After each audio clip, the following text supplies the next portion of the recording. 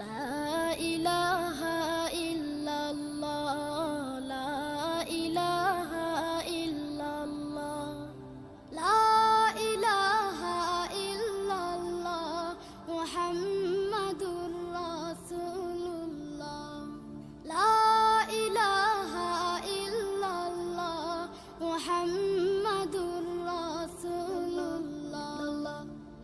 কোনো খালিক নেই তুমি ছাড়া, কোনো মালিক নেই তুমি ছাড়া, কোনো মাবুদ নেই তুমি ছাড়া, কোনো মাশুক নেই তুমি ছাড়া। এই জীবন